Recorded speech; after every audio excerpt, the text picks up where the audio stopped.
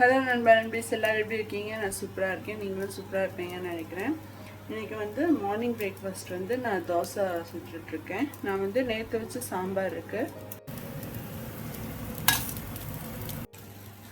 மத்தியானம் பேசாமல் பூரியும் முட்டைக்குழம்பும் பண்ணலான்னு நான் நினச்சிட்ருக்கேன். நான் அது பண்ணேன்னா காமிக்கிறேன், வேறு ஏதாவது பண்ணால் கூட அதையும் காமிக்கிறேன்.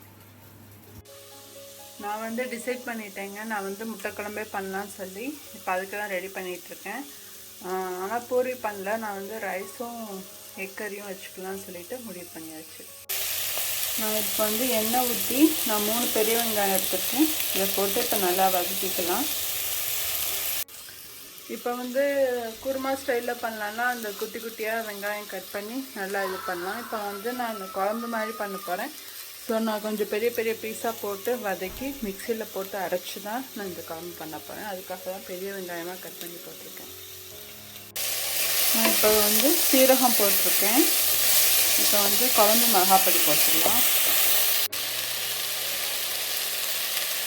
உங்கள் காரத்துக்கு தகுந்த மாதிரி மிளகாப்பொடி போட்டுக்கோங்க.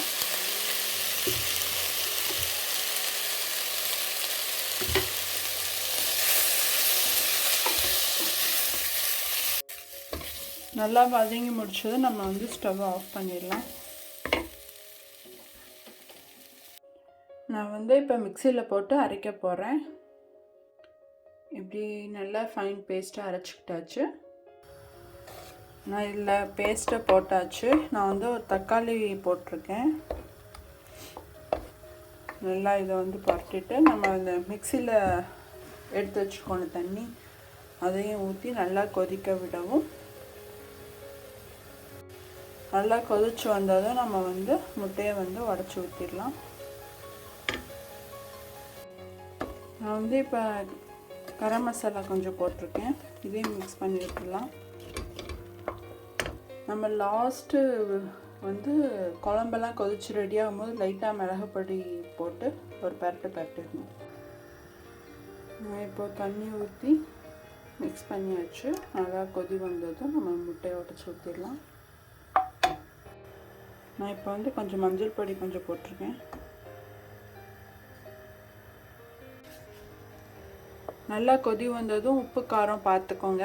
கொஞ்சம் லைட்டாக அதிகமாக இருந்தால் தான் நம்ம அந்த முட்டை உடச்சி ஊற்றும் போது முட்டையும் கொஞ்சம் இதுலேருந்து அப்சர்வ் பண்ணணும்ல. ஸோ கொஞ்சம் அதிகமாக இருந்தால் தான் அது கரெக்டாக இருக்கும். உப்பு கொஞ்சம் கம்மியாக இருந்தது, இப்போ உப்பு போட்டுக்கிட்டேன். முட்டை உடச்சி ஊற்றிட்டீங்க தெரியுதா? நான் வந்து அதை என்னால் வீடியோ எடுக்க முடியல. ஸோ நான் அப்படியே உடச்சி ஊற்றினதுக்கப்புறம் இப்போ காமிக்கிறேன். நான் வந்து 5 முட்டை உடச்சி ஊற்றிருக்கேன். நான் வந்து இப்போ கொத்தமல்லி தலையும் போட்டாச்சு. அவ்வளோதாங்க. நான் வந்து ரைஸ் வச்சு இந்த குழம்பு வச்சு சாப்பிட போகிறோம். உங்கள் வீட்டில் என்ன லஞ்சுன்னு சொல்லி கமெண்ட்டில் சொல்லுங்கள். இந்த வீடியோ உங்களுக்கு பிடிச்சிருந்துச்சுன்னா like, share and subscribe. Thanks for வாட்சிங்.